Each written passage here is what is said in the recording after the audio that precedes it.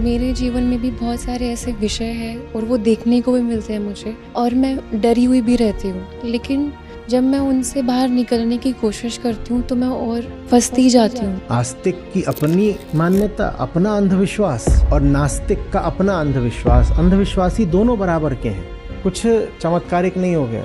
जिंदगी सबकी एक सी है, देह सबकी एक सी है, इसी पृथ्वी पर सब जी रहे हैं, तो जो दुख सुख संयोग सब झेलते हैं वही हम भी झेल रहे हैं। कोई इस बात से घबराता हो कि कहीं सच्चाई से दूर ना हो जाऊं, कहीं झूठ और फरेब को गले लगाकर न जीना पड़े, पर हम इस पर नहीं घबराते। हम घबराते हैं कि कहीं कोई चीज, साधारण चीज न छिन जाए, उसका हमको डर होता है। जिन चीजों को आज मान रहे हो, तुम्हें पक्का भरोसा है 10 साल बाद मान रहे होगे, क्योंकि 10 साल पहले भी तुम बहुत सारी चीजें मानते थे जिनको तुम आज नहीं मान रहे हो। मतलब हमने मान्यता ही पकड़ रखी है, उनको ही पूछना है कि आपने जी जी जी। प्रणाम आचार्य जी। आचार्य जी, मुझे बचपन से ही डर की समस्या है। मैं कॉलेज में भी बहुत डरा रहता था, हर छोटी मोटी बात से डर जाता था। अभी फिलहाल 1 साल पहले ही मैंने जॉब करना शुरू किया है, और वहां पर भी अ, जब मुझे अपने बॉस या सीनियर के सामने कोई सही और जायज बात रखनी होती है, तब भी मैं डर जाता हूँ। ये डर आखिर है क्या? मुझे आपसे बहुत विस्तार में जानना है, क्योंकि मैं बहुत परेशान हूँ, और मैंने इसको दूर करने के लिए बहुत सारे उपाय भी किए हैं, बहुत सारी सेल्फ हेल्प किताबें पढ़ी हैं, लेकिन उनसे कुछ लाभ मुझे मिला नहीं। कृपया आप मुझे विस्तार से बताइए कि ये डर आखिर क्या है, और मैं इससे कैसे निजात पाऊं। आदमी को जितना सिकोड़ देता है, संकुचित कर देता है डर। बहुत बुद्धि रखने वालों को भी जिन व्यर्थ और नाशकारी रास्तों पर ढकेल देता है डर। ये जिन्होंने जीवन को देखा, उन्हें साफ दिखा। चेतना का जैसे प्लेग है डर, या और कोई बड़ी बीमारी, कैंसर।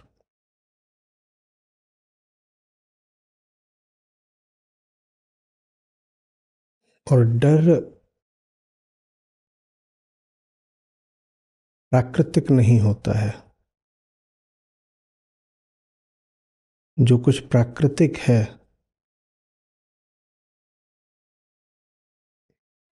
उससे मुक्ति नहीं हो सकती।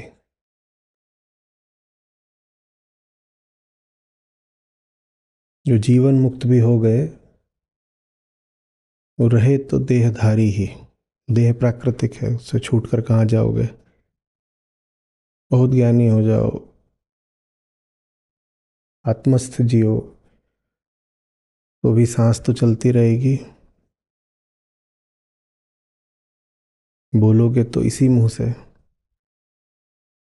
प्राकृतिक यदि होता डर तो दुर्निवार होता। डर प्राकृतिक नहीं होता है। प्राकृतिक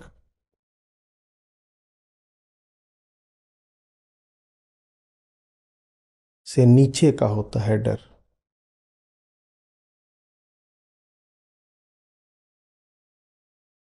डर प्रातिभासिक होता है।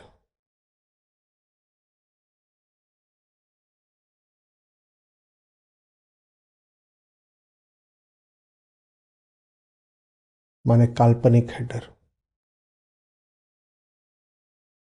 किस अर्थ में काल्पनिक है? झूठे ज्ञान से, माने मान्यता से उठता है डर। जहां मान्यता है वहां डर होगा ही होगा। और डर हम कह रहे हैं कि चेतना को बिल्कुल संकुचित कर देता है, चेतना का रस निचोड़ लेता है। जीवन यदि अभिव्यक्ति के लिए है तो डर अभिव्यक्ति को एकदम कुंठित कर देता है। मुक्ति यदि सत्य की तरफ चलने में है तो डर सत्य के मार्ग को बाधित कर देता है। इसलिए हमने कहा चेतना की सबसे बड़ी बीमारी है डर।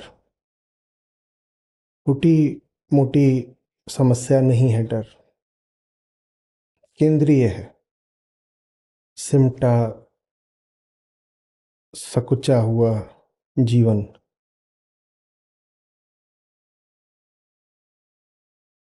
ये डर का उत्पाद होता है।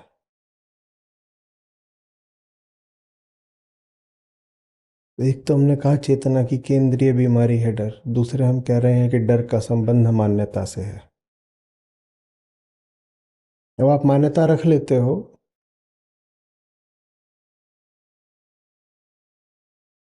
तो उसका कोई सीधा असर तत्काल तो अनुभव होता नहीं। ठीक है।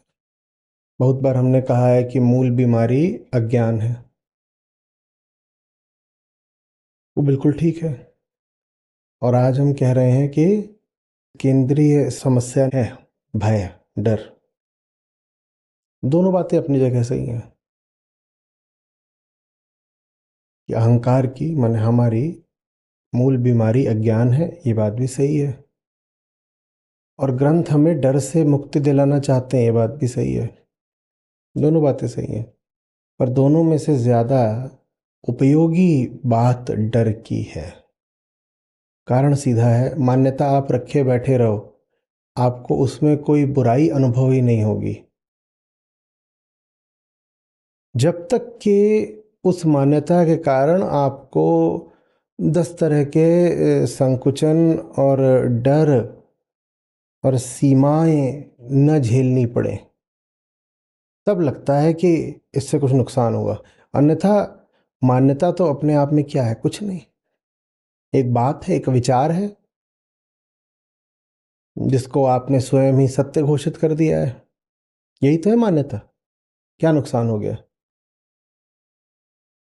मैं मानता हूं आकाश नहीं है, एक तंबू है जिस पर दिन के समय नीले रंग की रोशनी पीछे से फेंकी जाती है, रात के समय काले रंग की। मानते रहो, कोई कोई नुकसान हुआ? ऐसी तो लगता ही नहीं कि इसमें कुछ नुकसान हो गया। पर इस मान्यता की वजह से अब जो कुछ होगा वो अनुभव में आएगा कि नुकसान हुआ है। तो इसलिए डर ज्यादा प्रामाणिक बीमारी है। और उदाहरण दिए देता हूं, आप किसी से जाकर कहें कि मैं तुम्हारी मान्यता दूर करना चाहता हूं, वो आपसे लड़ जाएगा। आप किसी से कहें मैं तुम्हारा डर दूर करना चाहता हूं, वो आपके गले लग जाएगा। जबकि दोनों एक ही बात कही है आपने, क्योंकि मान्यता ही डर बनती है। लेकिन मान्यता कोई नहीं छोड़ेगा क्योंकि उससे कोई नुकसान पता नहीं चलता। आप उसे पकड़े बैठे रहो, वो तो पहचान बन जाती है ना। मैं फलानी बातें मानता हूँ, वो तो पहचान बन जाती है। तो आप किसी से कहें मैं तेरी मान्यता हटा रहा हूँ, वो कहेगा जी हाँ, जान दे देंगे, मान्यता नहीं छोड़ेंगे। और आप उसी से कहें, अब वो मान्यताग्रस्त है तो भयग्रस्त भी होगा। उसी से आप कहें मैं तुम्हारा डर हटा रहा हूँ, तो वो तुरंत राजी हो जाएगा, धन्यवाद देगा। हम्म? ज़्यादा उपयोगी हो जाता है जब बोलते हैं कि हम तुमको डर से मुक्ति दिलाएंगे। क्योंकि मान्यता का नकारात्मक प्रभाव पता नहीं चलता और डर का प्रभाव अनुभव में आ जाता है ना। अब ये अलग बात है कि आप डर से बात शुरू करोगे तो डर के मूल में जाओगे तो मान्यता मिलेगी, और आप मान्यता से बात शुरू करोगे तो थोड़ी आगे बढ़ाओगे तो डर मिलेगा। वो एक ही बात है। लेकिन डर ज़्यादा हमने का उपयोगी है। अच्छा, तो डर कहाँ से आता है, उसी को आज संबोधित किया जा रहा है। डर कहाँ से आता है?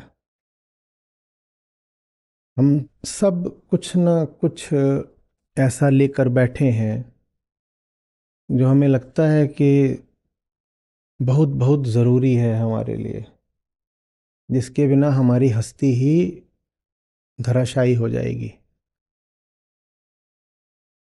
हमसे कहा जा रहा है ऐसा नहीं होगा। तुम कैसी उल्टी बात सोच रहे हो?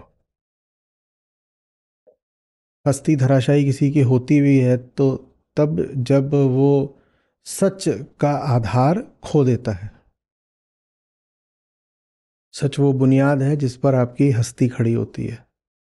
तो हस्ती अगर गिरती भी है कि जिंदगी बर्बाद हो गई, सब बिखर गया, वो तब होता है जब सच नहीं रहता। और आप ऐसी चीज को, उल्टी बात देखो, आप ऐसी चीज को अपनी हस्ती मान रहे हो जो सच के रास्ते में बाधा है। कोई इस बात से घबराता हो कि कहीं सच्चाई से दूर ना हो जाऊं, कहीं झूठ और फरेब को गले लगाकर न जीना पड़े, तो एक बार को फिर भी समझ में आए कि सच ही तो है जो हमें जिंदा रखता है, ताकत देता है, सब कुछ उसी से है। और स्थितियां ऐसी बन रही हैं कि झूठ को स्वीकार करना पड़ सकता है, छल में जीना पड़ सकता है, कपट में जीना पड़ सकता है। तो ये बात घबराने की लगती है कि ऐसे करेंगे तो सच से दूर हो जाएंगे। कोई इस पे घबराए तो एक बात है, पर हम इस पर नहीं घबराते। हम घबराते हैं कि कहीं कोई चीज, साधारण चीज न छिन जाए, उसका हमको डर होता है। और ये जिसका आपको डर है, ये तो सच के रास्ते में रोड़ा है। जिस चीज से घबराना चाहिए, आप उसकी बिल्कुल उल्टी चीज से घबरा रहे हैं। घबराना चाहिए राम को खोने से, आप घबरा रहे हो काम को खोने से। काम को खोने में नुकसान क्या है यदि राम यथावत है? और कई बार तो काम को खोना आवश्यक होता है राम को अपने बचाने के लिए, अपने राम को बचाने के लिए। राम माने यहां सत्य की बात कर रहे हैं। अपनी सच्चाई को बचाने के लिए कई बार अपनी कामना छोड़नी जरूरी होती है। या तो कामना पकड़ लो, नहीं तो झूठा बनना पड़ेगा, मक्कारी में जीना पड़ेगा, बंधन स्वीकारने पड़ेंगे, सर झुकाना पड़ेगा।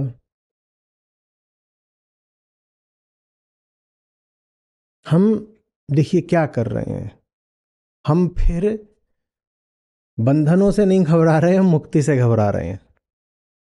डर हमारा ये है कि कहीं बंधन न छूट जाए। डर हमारा ये नहीं है कि कहीं बंधन में फंस न जाऊं। हमारा डर ये रहता है कहीं बंधन न छूट जाए। आप किसी आदमी को पकड़ लीजिए, कोई ऐसा नहीं मिलेगा जो डरा हुआ है और उसके डर में, डर की जड़ में बंधनों के प्रति उसका लगाव नहीं है, बंधनों के लिए उसका आग्रह नहीं है। जो भी आदमी डरा हुआ है वो इसलिए नहीं डरा हुआ है कि उसकी कोई बहुत अच्छी, सुंदर, कीमती, सच्ची चीज खो जाएगी तो डर लग रहा है। ऐसा डर तो शायद वाजिब भी होता। चीज इतनी प्यारी है, सच्ची है कि खो जाए तो नुकसान हो जाएगा, तो हम डर रहे हैं। समझ में आता? डरते। ऐसे डर की तो संतों ने अनुशंसा भी करी है कि हाँ, डर के रहो, निर्भय होए न कोय। इस बात पर डर के रहो कि कहीं जिंदगी से सच्चाई न विदा हो जाए, इसका तो डर अच्छा है। पर आप मिलेंगे लोगों से, कोई इस बात के लिए नहीं डरा हुआ है कि कहीं जिंदगी से सच्चाई न छिन जाए। लोग डरे हुए हैं कहीं जिंदगी से बंधन न छिन जाए। एक तो डरना फिजूल, और ऊपर से हम डर किस बात के ले रहे हैं कि कहीं जिंदगी से हमारी कचरा ना साफ हो जाए। बड़ा डर लगता है, बड़ा डर लगता है, बड़ा डर लगता है कहीं जिंदगी से कचरा ना साफ हो जाए। जब आपने जीवन किसी गलत आधार पर खड़ा करा होता है ना, तभी बहुत जरूरी हो जाता है किसी विषय को बहुत महत्व देना। नहीं तो आधार ही काफी होता है दिल भर देने को। जिंदगी है, जिंदगी है ना, ऐसे समझो एक इमारत है तो एक बुनियाद पर खड़ी है। बुनियाद अगर मजबूत हो तो इमारत को कितने सहारों की जरूरत है?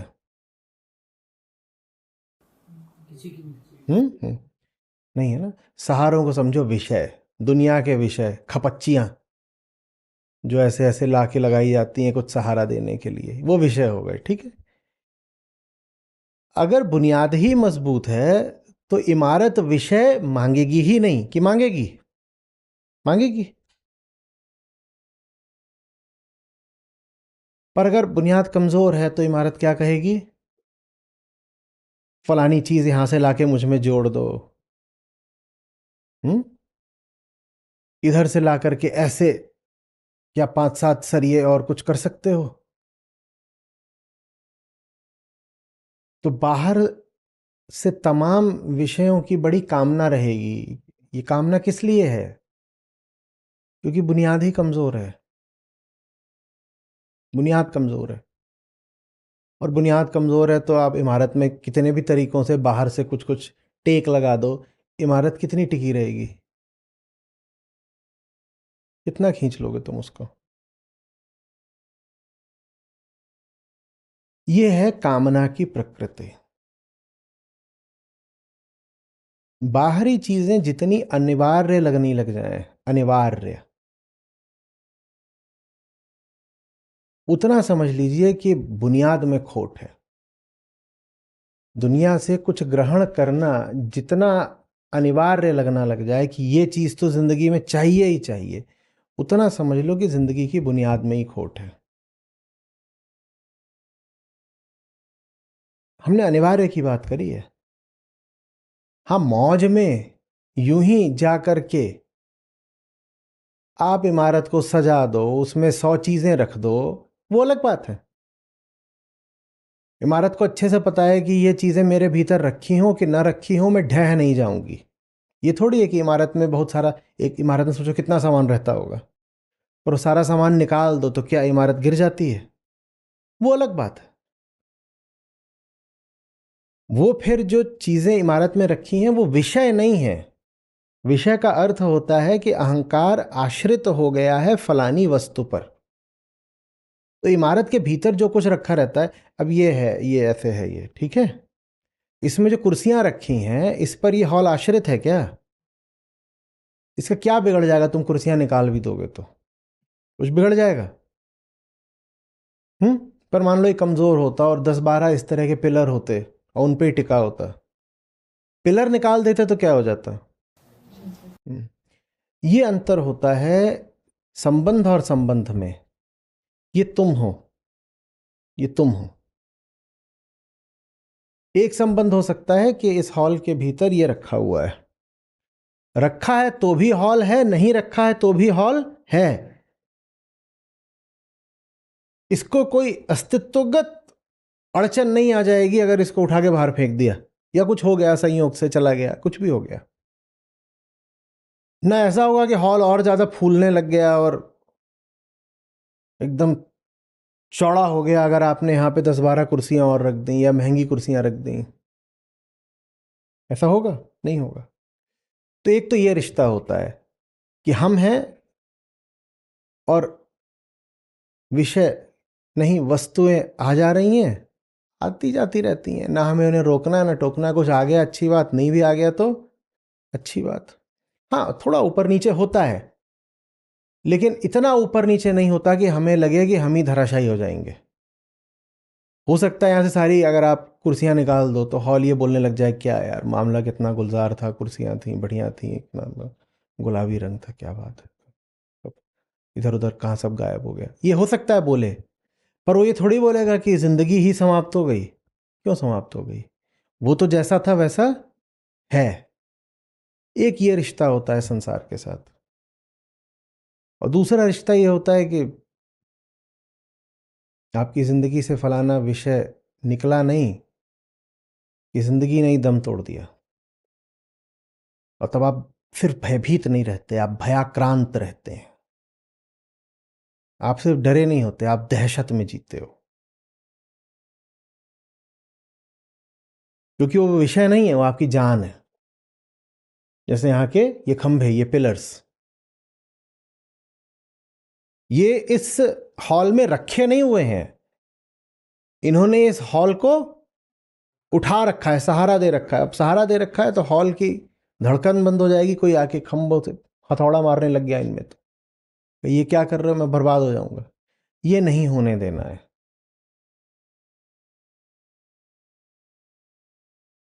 बुनियाद काफी रहे, बुनियाद काफी रहे, बुनियाद है ना, पर्याप्त है। बुनियाद जब पर्याप्त है तो जिंदगी में कुछ आ गया, स्वागत है, कौन मना कर रहा है। और चला गया तो भी ठीक है, हाँ जाल चला गया, बुरा लगा थोड़ा 2-4 दिन पर, ठीक है, ऐसा कुछ नहीं है कि हम बिखर गए। अंतर समझ में आ रहा है। एक बात होती है कि मैंने कोई चीज गई तो चीज खो दी, और एक बात होती है कि कोई चीज गई तो मैंने खुद को खो दिया। ये खुद को खोने वाली बात नहीं होनी चाहिए। चीज गई है तो चीज गई है, चीज गई है तो चीज गई है। उस चीज से हम इतने नहीं आश्चर्य हो गए थे कि हम ही निकल गए। समझ में आ रही है? तो इसलिए समझिए, ये कोई नैतिक बात नहीं है कि त्यागने और ग्रहण करने की दासता से, अनिवार्यता से मैं मुक्त हुआ।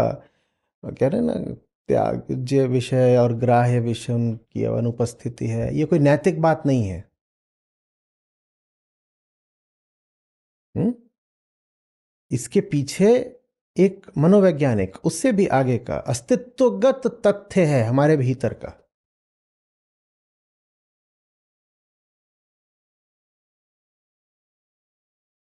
कि आप दुनिया के गुलाम हो जाते हो जब आपकी जिंदगी एक एक कांपती बुनियाद पर खड़ी होती है। उस कांपती बुनियाद का ही नाम है मान्यता। दम नहीं है ना उसमें। मान्यता क्या, कल्पना ही तो होती है, और क्या है कुछ उसके आगे की कोई चीज है। अहम के आधार में मान्यता रहेगी तो अहम के विस्तार में कामना रहेगी। नीचे अगर वो मान्यता पर खड़ा हुआ है तो जगत में वो क्या लेकर फैलेगा, कामना। ये नियम है। जिस आदमी के लिए कामना का विषय जितना अनिवार्य हो गया हो, जीने मरने का मसला हो गया हो, जान लेना कि उसकी जिंदगी की बुनियाद उतनी खोखली है। वो कुछ बड़ी विचित्र मान्यता लेकर जी रहा है। आपको बचपन से पढ़ा दिया जाए कि आप की जिंदगी सार्थक तभी है जब 3 मुंह वाला कछुआ आपके घर में मौजूद हो। उससे ही जिंदगी में बहार आती है। और जिनके पास कछुआ नहीं होता, उनकी जिंदगी तो बर्बाद हुई ही, मरने के बाद उनको और दंड दिया जाता है। तो अब आप पूरी जिंदगी क्या करोगे, कछुए को ढूंढोगे? तो ढूंढ तो रहे हो, और क्या कर रहे हो? ये जो पूरा विस्तार है कि 7 द्वीप 9 खंड कछुआ ढूंढने निकल पड़ते हो दुनिया में, ये कामना का विस्तार है। इसके मूल में क्या है? मान्यता। क्या? कि जिंदगी ढंग से जीने के लिए 3 सिर वाला विशेष कछुआ चाहिए। अब ये बता दिया गया, और ये बात ऐसी पकड़ ली, ऐसी पकड़ ली कि जैसे सच हो। मान्यता तो हमेशा सच ही होती है। मान्यता जिस दिन मान्यता हो गई, उस दिन हवा हो गई। मान्यता माने सच, अपरीक्षित सच। पूछा ही नहीं कि मतलब ऐसा क्यों। कुछ बातें ऐसी होती है ना जिन पे सवाल उठाने में भी बिल्कुल जान निकल जाती है। वो है गहरी से गहरी मान्यता। जैसे आज तक कम्युनिटी पर इन्होंने लिखा कि मेरे यहाँ पे फलाना कुछ रस्म अदायगी हो रही थी और मैं उनसे गीता की बात कर रही थी, तो वो बोले तुम्हारे आचार्य जी तुम्हें ये सब करने देंगे क्या जो अभी चल रहा है। मैं गई थी उनसे गीता की बात करने, तो कुछ हो रहा था, कुछ हो रहा होगा। बोले ये सब करने देंगे क्या, वो तो इन सब रस्मों रिवाजों को अंधविश्वास बोलते हैं ना, बिहार की हैं। बोली कि नहीं, मैंने उनको तत्काल कहा कि नहीं नहीं आचार्य जी इन चीज़ों का अंधविश्वास तो बोलते ही नहीं। मैं बोलता हूँ।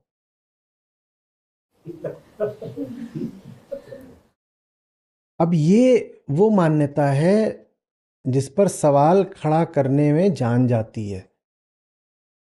वैसे ही कई मुझ पर जो बातें होती है ना कि वो तो ऐसा कहते हैं, तो हमारे लोग जा कर के मेरी डिफेंस में कहते हैं कि नहीं नहीं ऐसा तो बिल्कुल नहीं कहते, पर मैं वैसा तो बिल्कुल कहता हूँ। तुम खुद ही नहीं मानना चाहते कि मैं वैसा ही कहता हूँ, क्योंकि वो मानने की तुम्हारी हिम्मत नहीं है, क्योंकि वो बात तुम्हारी बचपन से आज तक की पली मान्यता के बिल्कुल खिलाफ जाती है, बिल्कुल खिलाफ जाती है।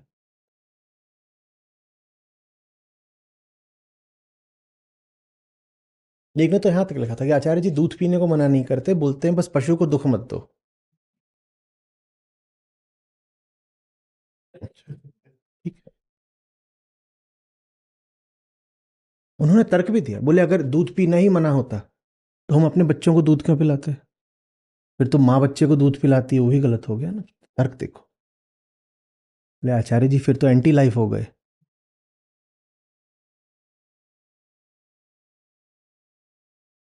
हिम्मत ही नहीं पड़ती पूछने की कि मतलब ठीक है सब लोग मेरे आसपास के यही सब मान रहे हैं, पर मैं कैसे मान लूं कि ये मतलब थोड़ी तो बात कर लो, कोई तो आ जाओ, भैया जीजी मौसी मम्मी दादी फूफा ताऊ, अरे चचा तुम ही बात कर लो, कोई नहीं कोई नहीं बात। और वहां से ही सारी कामनाएं उठती हैं।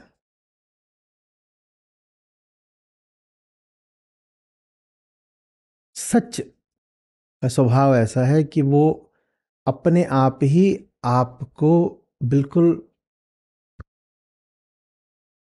मस्त कर देता है, तृप्त कर देता है,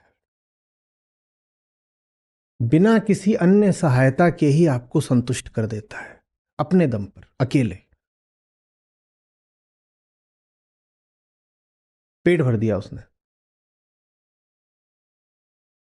उसी से भर गया पेट। और जब उसी से पेट भर गया तो दुनिया से क्या मांगोगे, ज्यादा जरूरत नहीं मांगने की, उसी से पेट भर गया ना, अब क्या मांगे बहुत कुछ, अब आ गया तो आ गया, नहीं आया तो नहीं आया, आ भी गया ठीक है, बड़ी बात नहीं है। क्या बड़ी बात नहीं है, हो रहा है चल रहा है, जिंदगी का खेल है, बड़ी बात नहीं है। ये सच का स्वभाव है, वो अपने दम पर ही आपको तृप्त कर देता है। और मान्यता की प्रकृति यह है कि वो अपने दम पर कुछ नहीं कर सकती, क्योंकि वो खुद खोखली है, तो वो हमेशा आपके लिए अनिवार्य बनाती है कि आप जाओ और 5-7 चीजें लेके आओ, अपने जीवन में ये जोड़ो वो जोड़ो, या अपने जीवन से ये घटाओ। और ये जोड़ना घटाना ना बिल्कुल एक ही बात है, इनमें कुछ अलग अलग नहीं है। जो कहा ना कि ग्राह है और ताज, जिसमें कुछ अलग अलग बात नहीं है। जीवन में परी जैसी पत्नी लेकर आना, ये इसको आप किस अर्थ में पढ़ेंगे कि ये तो ग्रहण करने वाली बात हो गई। जीवन में एक व्यक्ति को लेके आना है तो ग्रहण कर रहे हैं, जोड़ रहे हैं। और जीवन से सूनापन अकेलापन हटाना, ये त्यागने की भाषा में बात हो गई। पर ये दोनों एक ही तो बात है, एक ही तो बात है। और आप एक ही सांस में तो दोनों बातें करते हो कि जिंदगी बड़ी अकेली है, सूनी है, बेरौनक है, किसी को ले आते हैं। किसी को लाने से आप कुछ हटाना चाहते हो, तो त्याग करना और ग्रहण करना ये दोनों एक ही बात है। कुछ इसमें ऐसा नहीं है कि अलग अलग है।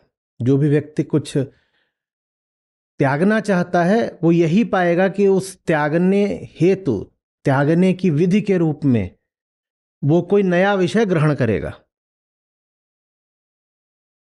एक चीज त्यागनी है तो दूसरी चीज लेकर के आनी है।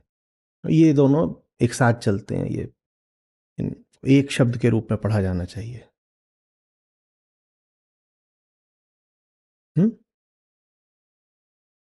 ये मान्यता की देन है। अब जिंदगी भर यही करो, यहाँ से ये लेके आओ, वहाँ से वो लेके आओ, और जो लेकर के आओगे उससे क्या बुनियाद ठोस हो जाएगी? जो भी लेकर के आओगे बुनियाद तो जैसी वैसी ही रहेगी। तो फिर जाओ और लेकर के आओ, और जो लेकर के आ रहे हो बात उससे भी बननी नहीं है। चलिए हम प्रयोग कर लेते हैं। इस कमरे की बुनियाद कमजोर है, बताओ यहाँ क्या क्या रख दें कि बुनियाद मजबूत हो जाए? बोलो, बताओ। हाँ हाँ, अब पूरी पड़ेंगी। और बताइए इसमें क्या क्या जोड़ दें फिर?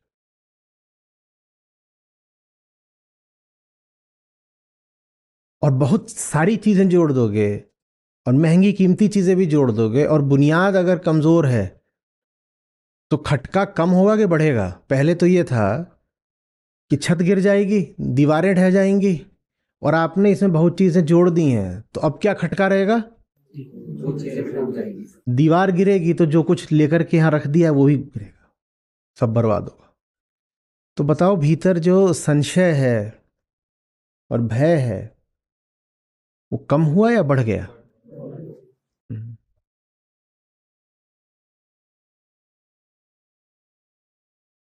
तो ये मान्यता, ये यूं ही मान लेना, ये बिलीफ सिस्टम, विश्वास पे जिंदगी बिताना, ये अंधविश्वास का पूरा खेल कोई छोटी मोटी बीमारी नहीं है। और अंधविश्वास माने इतना ही नहीं होता है कि जिन्न भूत चुड़ैल में कोई मानता है, गंडा ताबीज में कोई मानता है। अंधविश्वास इतना ही नहीं होता है। आप जिंदगी में जिन भी चीजों को महत्व दे रहे हो बिना स्वयं से पूछे कि क्यों, वो सब अंधविश्वास है। मैं कहा करता हूं, the ego is the first superstition. आप बिल्कुल धर्म से नाता न रखने वाले इंसान हो सकते हो। आप बिल्कुल ऐसे हो सकते हो जो लोग नास्तिक कहते हैं स्वयं को, और फिर भी हो सकता है कि आप घोर अंधविश्वासी हो। आस्तिक की अपनी मान्यता, अपना अंधविश्वास, और नास्तिक का अपना अंधविश्वास। अंधविश्वासी दोनों बराबर के हैं। अंधविश्वास का संबंध कोई सिर्फ लोकधर्म से थोड़े ही है। अंधविश्वास का संबंध कोई सिर्फ अशिक्षित लोगों से थोड़े ही है, या भारत से थोड़े ही है, या कि धार्मिक देशों से थोड़े ही है। क्या चीनी अंधविश्वासी नहीं होते? वहां तो धर्म को प्रोत्साहित नहीं किया जाता है, सार्वजनिक जीवन में धर्म अनुपस्थित है वहां, फिर भी वहां बड़ा अंधविश्वास है। ईश्वर वगैरह को लेकर नहीं है, तो दूसरी चीजों को लेकर के है, पर है। समझ में आ रही है बात? ये तो त्याज्य और ग्राह्य विषय की अनुपस्थिति, ये पहली बात। वो अनुपस्थिति सिर्फ आ सकती है ठोस बुनियाद से, और इस अनुपस्थिति से जुड़ी हुई चीज है हर्ष और विषाद का अभाव।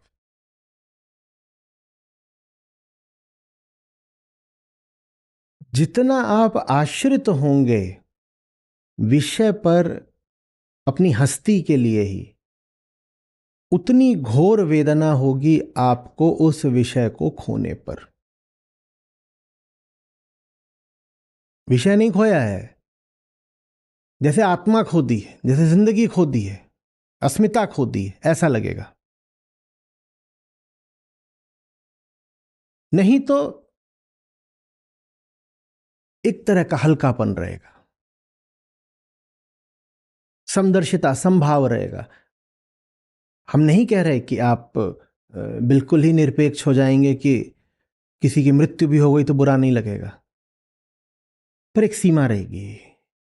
एक भीतर आयाम रहेगा जहां कोई सुख दुख नहीं पहुंच सकता। नहीं तो बड़ी तीव्र वेदना होती है जो एकदम केंद्र को भी छलनी कर देती है।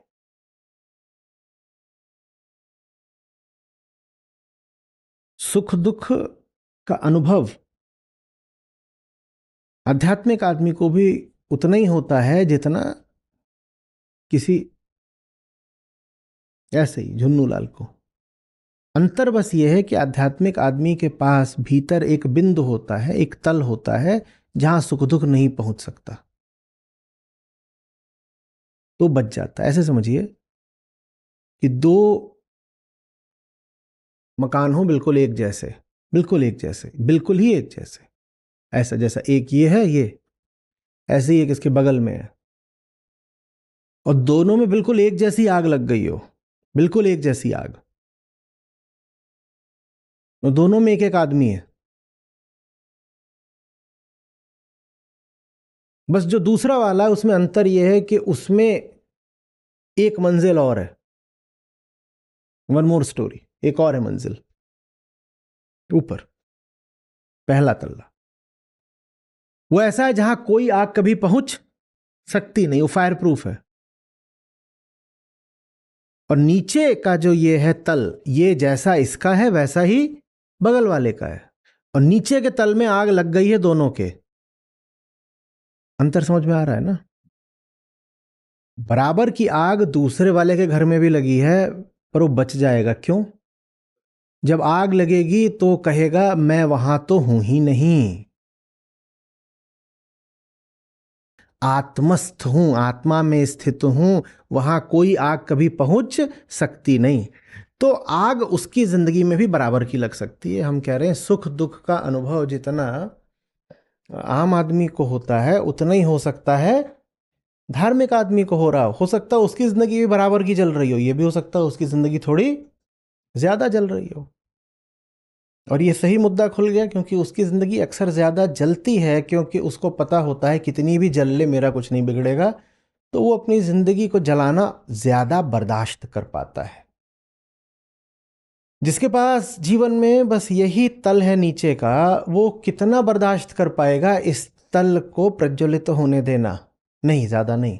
यही तो है उसके पास, ये जल मरा तो जाएगा कहाँ? तो वो बचा बचा के खेलता है, कहता है आग ज़्यादा नहीं लगनी चाहिए। जो बगल वाला है उसकी आग लगी भी है, ज्यादा भी लग गई है, जानते बूझते ज्यादा लगा ली है किसी ऊंचे उद्देश्य से, तो भी उसका चैन छिन नहीं गया। वो ऊपर बैठा है, वो नीचे आग लगी वो देख रहा है, साक्षी हो गया। वो वहां पर है जहां लपटें नहीं पहुंचती। ये साक्षित्व है। है सब कुछ वही हो रहा है जो किसी भी और इंसान के साथ होता है, पर हम वहां बैठे हैं जहां लपटें नहीं पहुंचती। कुछ चमत्कारिक नहीं हो गया। जिंदगी सबकी एक सी है, देह सबकी एक सी है, इसी पृथ्वी पर सब जी रहे हैं, तो जो दुख सुख संयोग सब झेलते हैं वही हम भी झेल रहे हैं।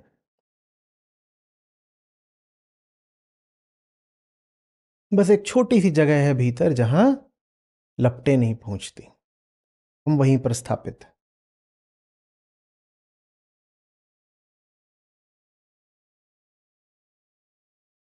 ये कर क्या रहे हैं? वो ऊपर है कि नीचे है? थोड़ी देर पहले कह रहे थे बुनियाद है, अब उसको पहली मंजिल बना दिया। चलो ठीक है, वो बेसमेंट है।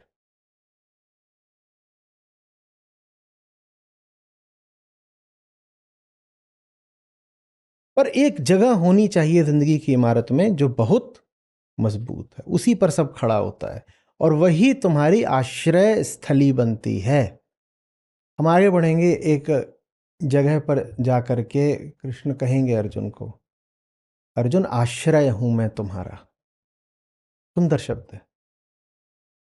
बोलते हैं ये दुनिया है, यहाँ तो ये खेल चलता ही रहता है, कभी हराओगे कभी हारोगे, दूसरे को बाण मारोगे, अपना भी खून बहाओगे, ये सब चलेगा।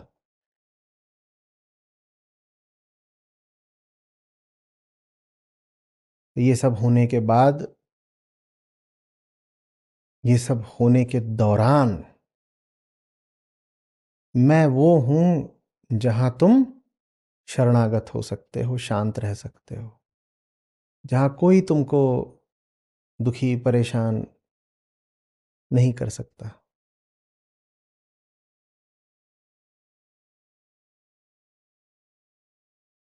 समझ रहे हो बात को? इंसान और इंसान में अंतर बस यही होता है। नहीं तो जिंदगी सबकी एक सी, दुनिया सबकी एक सी, शरीर सबका एक सा, आयु अवधि सबकी एक सी। बहुत क्या अंतर है, दो ही लिंग पाए जाते हैं, वो भी सबके एक से। बहुत अंतर, बहुत भेद कहाँ होते हैं बताओ? होते हैं क्या? कहानियां भी सबकी लगभग एक सी ही होती हैं, थोड़ा थोड़ा अंतर होता है सब। लेकिन महान अंतर आ जाता है बुनियाद में। तुम्हारे घर की बुनियाद क्या है? और तुम सोचते हो कि चूंकि सबके घर की ऐसी ही खोखली बुनियाद है, तो शायद इस खोखलेपन में ही सुरक्षा है। भीड़ में सुरक्षा लगती है ना, भाई सब खोखली बुनियाद पे खड़े हैं तो हम भी खड़े हैं, तो अच्छा लगता है, सबका ऐसा ही है, सबका ऐसा ही है। उसमें सुरक्षा नहीं है, और घोर असुरक्षा है।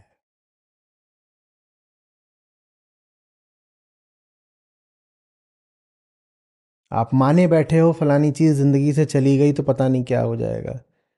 आप क्यों नहीं पूछ के देख रहे कि ये चीज चाहिए ही क्यों? आप माने बैठे हो फलानी चीज नहीं मिली तो हम जिए ही नहीं। कैसे पता? अच्छा बताओ कैसे पता? ले आ गए उसी सवाल पर। कैसे पता? कैसे पता बताओ तो? और इन लोगों से पूछो कभी भी, इन लोगों से माने हम लोगों से, ऐसे जैसे हम कहीं अलग निकल गए। पूछो कि कैसे पता, तो सकपका जाते हैं। क्योंकि इसको क्या मानते हैं? Obvious truth. तो एक्सियमेटिक है।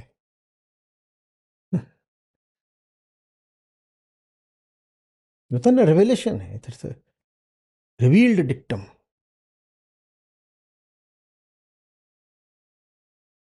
पारलौकिक अपौरुषेय सत्य है ये, तो मतलब तो है ही ना ऐसा तो। भाई चलो छोड़ो, बहस छोड़ते हैं, कुछ तथ्यों में चले जाते हैं। जिस बात को तुम मान रहे हो, ये बात क्या इतिहास में भी सदा मानी गई है? ये छोड़ो कि तुम्हारी बात कालातीत सत्य है, काल में ही 200 साल पीछे चले जाओ तो ये बात मानी जाती थी। छोड़ो कि ये जो तुम्हारी बात है वो ब्रह्मांड व्यापक सत्य है, बगल के ही देश में ये बात मानी जाती है। और 200 साल भी छोड़ दो, जिन चीजों को आज मान रहे हो, तुम्हें पक्का भरोसा है 10 साल बाद मान रहे होगे? क्योंकि 10 साल पहले भी तुम बहुत सारी चीजें मानते थे जिनको तुम आज नहीं मान रहे हो। इतना निश्चित होकर के तुम कैसे जम जाते हो? ये तो चाहिए ही ना, ऐसा तो है ही ना।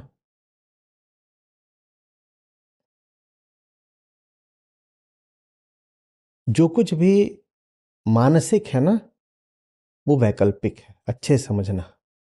चुनाव है तुम्हारे पास। शरीर बस ऐसा है जो चुनाव नहीं देता। ऐसा नहीं हो जाएगा कि चुनाव कर लोगे कि 200 साल जीना है तो जी जाओगे। मानसिक जो कुछ भी है वहां विकल्प मौजूद होता है।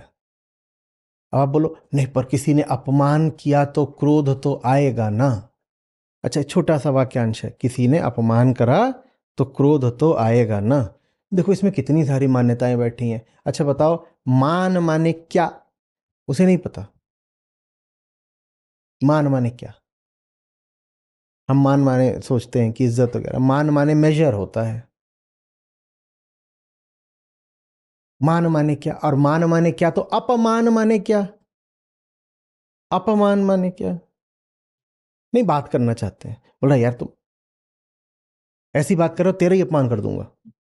नहीं कर देना, पर बता तो दो अपमान माने एग्जैक्टली व्हाट। दूसरी बात, गुस्सा तो आएगा ना, ये तुम्हें कैसे पता? ये तो मानसिक बात थी ना, प्रतिक्रिया का होना। और जो कुछ भी मानसिक है उसमें हम कह रहे हैं विकल्प होता है। पर तुम कितनी सारी बातें एक सांस में मान लेते हो। छोटा सा तुम्हारा वाक्य और उसमें कितनी मान्यताएं तुमने बैठा रखी हैं। उसमें अभी और छुपी हुई मान्यता बताता हूं। आपने तो कहा कोई अपमान करे, कोई, सब कोई बराबर नहीं होते। उसमें कहोगे मित्र अपमान करे तो कम क्रोध आएगा, शत्रु अपमान करे तो ज्यादा क्रोध आएगा, अपने अपमान करें तो कम, पराये करें तो ज्यादा। अच्छा बताओ, मित्र माने क्या और शत्रु माने क्या और अपने माने क्या और पराये माने क्या? मान नहीं बता पाए तुम, बहुत कठिन लग रहा था, तो कोई बात नहीं, 8 में से किन्हीं 3 प्रश्नों के उत्तर दे दे।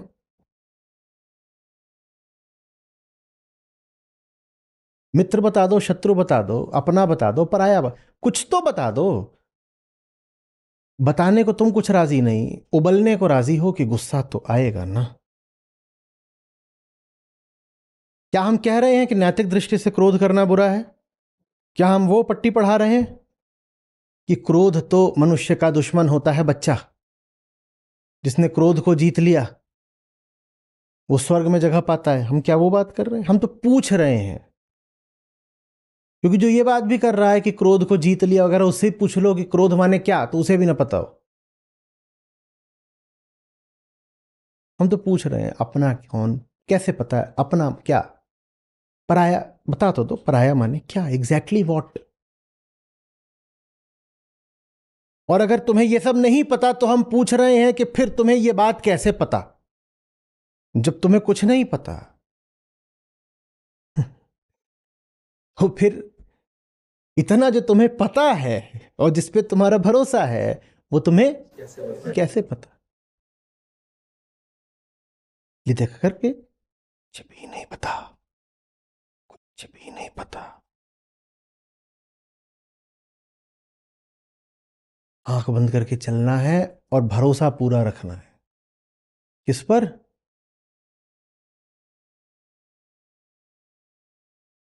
कहीं गिर गए तो दूसरे की गलती कि किस्मत की गलती?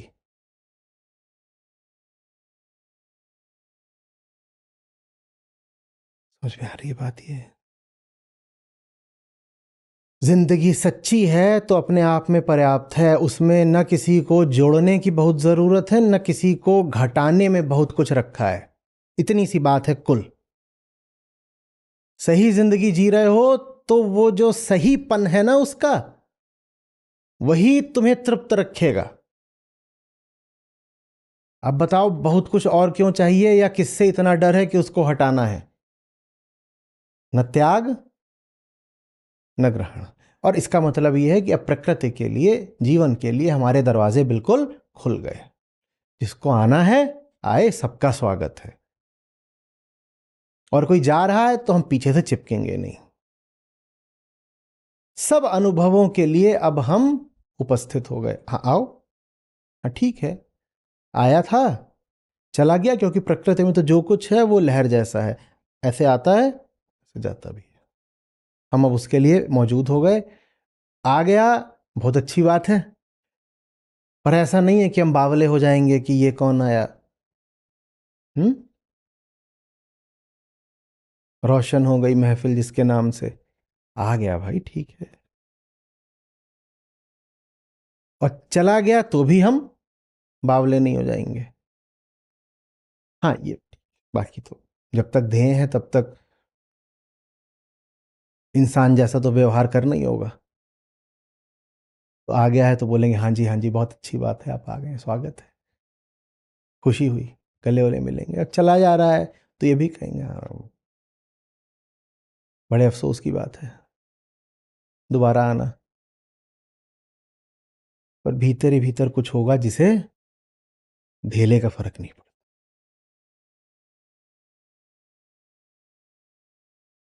उसी को कहते हैं आत्मा। मेरे ठेंगे से जी हम आ गए हैं आपकी जिंदगी में, कर देंगे खुशगवार हमें बहार। वो क्या बोलती है? मेरे ठेंगे से। बाहर बाहर ठीक आए, वो अच्छी बात है। हाँ जी, हाँ जी, मोस्ट वेलकम, बैठिए। पर जैसे ही कोई सर पे चढ़े बहुत दावा करे कि हम तुम्हारे लिए बहुत ज़रूरी हैं या हम तुम्हारे लिए बहुत खतरनाक हैं, आत्मा माने मेरे ठेंगे से। हम अपने आप में ही पर्याप्त हैं और पूर्ण हैं। पूर्ण इद पूर्णमिदम, अपने में ही पूरे हैं। न कोई विचार, न फर्नीचर, न कोई इंसान, किसी का बहुत महत्व नहीं हो गया।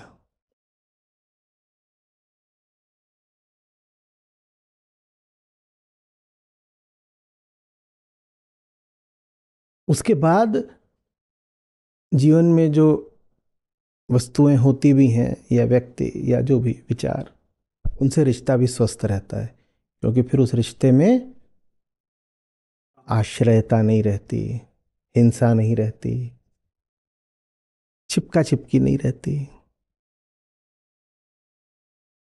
अपेक्षाएं नहीं रहती। क्या अपेक्षा करें? तुम्हारे आने से पहले भी हम मस्त थे, तो तुमसे कुछ खास उम्मीद क्या करें? अब तुम नहीं भी थे तो हम तो तब भी मस्त थे, तो कोई बहुत खास उम्मीद तुमसे नहीं। बाकी ठीक है, तुम कुछ आइसिंग ऑन द केक कर सकते हो तो कर दो, पर केक तो हमारे पास पहले से था। धन्यवाद आचार्य जी। जी। नमस्ते आचार्य जी।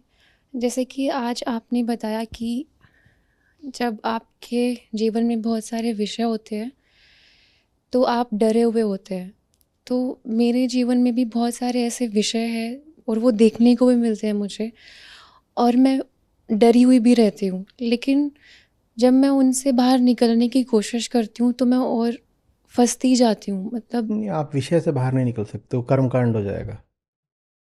तो उस पहले बताइए मैंने कर्मकांड क्यों कहा?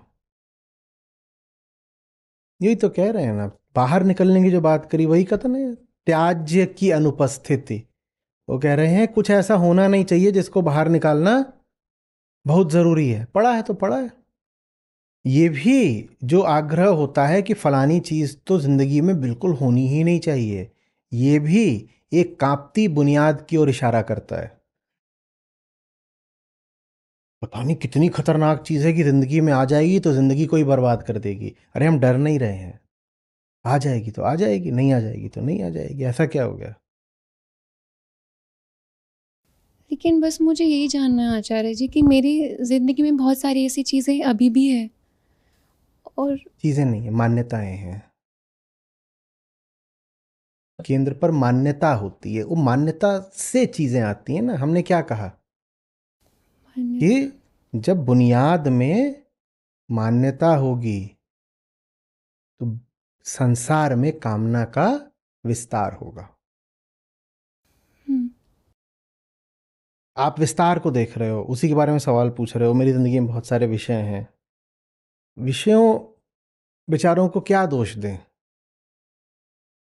वो विषय हैं ही इसीलिए क्योंकि बुनियाद में कुछ ऐसा बैठा है जो अनावश्यक है और आप उसको सच मानकर पाले हुए हो।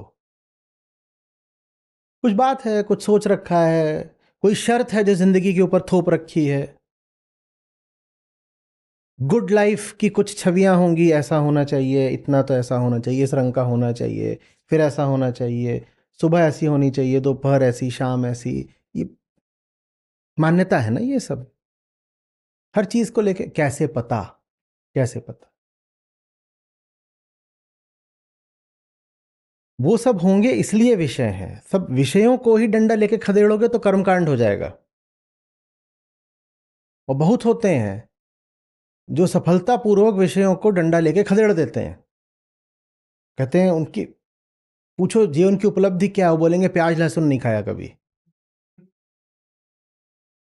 तो क्या हो जाएगा इससे? क्या हो जाएगा?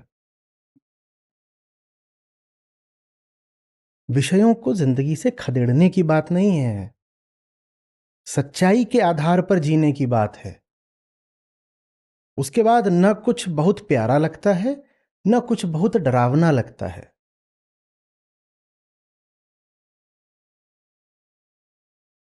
वो स्थिति माने क्या, कैसे आती है? स्थिति है कोई, क्या होगा? झूमोगे क्या? स्थिति माने क्या होता है? मान्यता पकड़कर बैठे हो, उनसे सवाल करो। फिर वही है ना, देख रहे हो लोग धार्मिक बात, वो स्थिति कब आती है? अरे हाँ, अब ये जो है फलानी ब्राह्मी स्थिति में पहुंच गए हैं, अब ऐसा हो गया है, ये वैसा है। क्या स्थिति? स्थिति क्या होती है? तुम्हारी ही मान्यता है, तुम ही कुछ बातें हैं जो मानते हो। वो बातें जब पूरी नहीं होती हैं तो दुखी हो जाते हो, वो बातें जब लगता है कि पूरी हो रही हैं तो सुखी हो जाते हो। उसमें स्थिति जैसी क्या बात है? जब भी कोई चीज बहुत आकर्षित करे, डराए, भीतर उथल पुथल मचाए, तो ये पूछ लिया करो ना, मतलब मुझे कैसे पता कि ये जरूरी है? इसका होना चाहे ना होना, मुझे कैसे पता कि ये जरूरी है? मुझे कैसे पता? मुझे कैसे पता? मतलब हमने मान्यता ही पकड़ रखी है, उनको ही पूछना है कि आपने? हम जी जी जी। चलिए, हमने, हम साथ साथ। तो बस वही पूछना है कि कैसे पता कि ये ऐसे। कुछ नहीं, एक या तो बहुत जिज्ञासु हो जाओ, या जिंदगी के प्रति नजरिया ही यही बना लो है कि जब कुछ बहुत सर चढ़ के बोलने लगे तो उसको तो झटक दिया करो, बस यही है। या तो जो जो जो जो क्लासिकल ज्ञान मार्ग होता है वो तो ये होता है कि जिज्ञासा करो, ठीक है, और उसी का जो एक संक्षिप्त रूप होता है वो ये होता है कि फर्क पैदा है। पर ये चूंकि संक्षिप्त है इसीलिए थोड़ा खतरनाक भी हो सकता है। आप ऐसी भी चीज को लेके बोल सकते हो कि क्या फर्क पड़ता है, जिससे फर्क पड़ता है। तो बेहतर तो ये है कि जिज्ञासा ही कर लो, पर लगे कि अभी जिज्ञासा करने में बहुत शर्म लगेगा, समय नहीं है, तो ऐसे झटक दिया करो, ठीक है। भीतर से धमकी उठ रही है, तू बर्बाद हो जाएगी क्या? ठीक है, श्रग ऑफ द शोल्डर्स, बस ठीक है। यहां से आबाद होके कौन गया आज तक? तो बर्बाद हम हो जाएंगे तो मतलब ठीक है, हो जाएंगे। क्या हो गया? मतलब अपने आप को सीरियस नहीं लेना है। ये बात तो इतनी बार बोली है, मैं सीरियसली लेने लायक? क्या सीरियसली लोगे? अपने आप को सीरियसली लोगे तो अपनी मान्यताओं को भी फिर सीरियसली लोगे। एकमात्र चीज जिसको सीरियसली लिया जा सकता है वो है सच्चाई, उसके बारे में गंभीर रहो, बाकी हर चीज को खेल की तरह लो। जहां बात यह आए कि सच है कि झूठ है, वहां ऐसे मत कह दो होगा सच तो भी ठीक है और होगा झूठ तो भी ठीक है, वहां ये मत कह देना, वहां गंभीर हो जाना, कहना नहीं बात क्या है पता कर लेने दो, बाकी सब आवत जावत है, कुछ है ठीक है नहीं है, मौज करो। जी जी, धन्यवाद। नमस्ते, मेरा नाम चंदन है। मैं आचार्य जी को पिछले 1.5 साल से यूट्यूब पर सुन रही थी और लगभग 1 साल से गीता सत्रों से जुड़ी हूँ। गीता सत्रों से जुड़ने के बाद मेरे जीवन में बाहरी और भीतरी बहुत बदलाव आए, जैसे कि डर खत्म हुआ। जब मैंने आचार्य जी को सुनना शुरू किया तो मुझे गाड़ी चलाने से बहुत डर लगता था। घर में गाड़ी होते हुए भी मैंने कभी चलाना नहीं सीखा, लेकिन जब आचार्य जी को सुनना शुरू किया मन में एक बल आया, फिर मैंने गाड़ी चलाना सीखा। इसके साथ साथ बहुत सारे डर थे, मान्यताएं थी, वो सब छूटी। शादी के बाद मैंने काम करना छोड़ दिया था, बट जब आचार्य जी को सुनना शुरू किया उसके बाद फिर मैंने अपनी योगा की पढ़ाई शुरू की और आज मैं एक योगा शिक्षक हूँ। मैं लोगों को शारीरिक रूप से स्वस्थ रहना सिखाती हूँ। बाहर निकलने में मुझे डर लगता था, लेकिन पिछले 3 महीने से मैं बुक स्टॉल पर जा रही हूँ। पहले ऐसे लगता था कि ये बल तो खो गया है, लेकिन अब अंदर से बहुत अच्छा महसूस करती हूँ और शुक्रिया अदा करती हूँ आचार्य जी का कि जो मेरे जीवन में आए, जिन्होंने मेरे जीवन को बेहतर बनाया। धन्यवाद।